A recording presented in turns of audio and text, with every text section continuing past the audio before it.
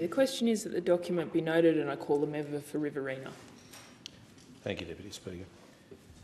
Grieving Father Tony Ticehurst told the 2 May funeral for his daughter Molly, "Every parent would like to see their child change the world, but not at this cost." Tony always had an inkling his daughter Molly would be somebody who would change the world. But her death, allegedly at the hands of a partner on the 22nd of April, not only stopped Forbes, the wider central western region of New South Wales, the state, but also the nation. It did stop people in their tracks and made them realise that more, much more needed to be done. It shocked the nation. Her funeral at the local rugby field was attended by Premier Chris Minns, and I commend him for the fact that he was at the service just a day after his father's death. That's leadership. It was attended by senior police, and I know we have senior police or former police in this parliament, and one sits right behind me, member for Wide Bay. I know even in my own Nationals party we have the member for a colleague of ours, member for Cowper, the opposition leader. But any police officer who has served any given time has been to far too many domestic violence incidents. In fact, attending one domestic violence incident is one too many. And Molly's tragic death at age 28 has brought home to many that enough is enough. There cannot be any more silence about domestic violence. And at her funeral, a small card was handed out in lieu of a service booklet, and it had her beautiful picture on it, her date of birth, the 12th of the 4th, 1996, her tragic date of death, 22nd of the 4th, 2024, and it stated, "Loving mother of Nate, daughter of Kate and Tony, adored sister of Hayley, Brooke and Luke, much loved auntie, niece, cousin and friend. We thought of you with love today, but that is nothing new. We thought about you yesterday and days before that too. We think of you in silence, we often speak your name. Now all we have are memories and your picture in a frame. Your memory is our keepsake, with which we'll never part. God has you in his keeping. We have you in our heart." Yes, her friends and family have Molly in their heart, but we need to, as a parliament and as a nation, have her foremost in our conscience, have her foremost in our thoughts, and have Molly's memory as a driving force to do better. Men have to be better. Men have to end this gendered violence.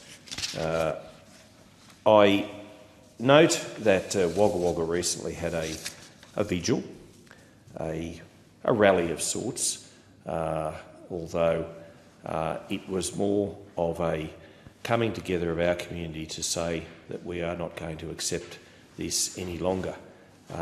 It wasn't a protest by any means, but one of the most passionate speakers at that vigil was Joanna Elms. She heads up the Wagga Women's Health Centre. She spoke with clarity, she spoke eloquently, she spoke with passion, and there was fire in her voice, because she is very worried about the fact that they are seeing too many women seeking counselling, seeking support. I am pleased that the government has addressed their 12-month funding gap. They were not promised funding $200,000 through the Primary Health Network, and they were worried. I'm pleased that I was able to, with the government, provide that extended assistance for another 12 months, but it still leaves instability in the future of this vital service, and it doesn't address the 3 to 6 month waiting list for counselling services, long-term and increased and ongoing funding is absolutely necessary to ensure adequate support is available for women and their children in the Riverina when and where they most need it, and it's a growing need. The Wagga Women's Health Centre has been going since the 1970s. It has decades of experience in frontline support and counselling and services. And when Joanna Elms speaks, our community does and should always listen.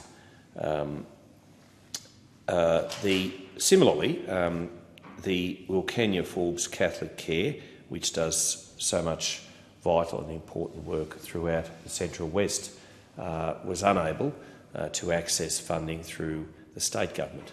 And I would impress upon anybody who has the ear of the state government that is a vital service doing vital work, and it needs every bit of government support that it can get. I am pleased with the measures that were announced in the budget, and I acknowledge the government for that. Anything that can help and build on the work that we did as a government is to be applauded, but more needs to be done. I do note that the $925 million of support has been rebadged. The Coalition called it Escaping Violence. Labor is calling it Leaving Violence Program. I do hope that money is not going to be drained in the area of rebadging, in the area of graphic design, etc., because name changes mean nothing. It's the action on the ground that we need to see money being spent on. And to that end, I thank Wilcannia Forbes Catholic Care, and I also applaud the work being done by the Wagga Women's Health Centre. The memory of Molly Ticehurst and other women who have lost their lives far too young is an abomination. The deaths of those women is an abomination on our nation. It should strike at the chord of every one of us, and it leads us to all know that more needs to be done. Funding is absolutely commended and worthwhile, and men can, should and must do better. Thank you.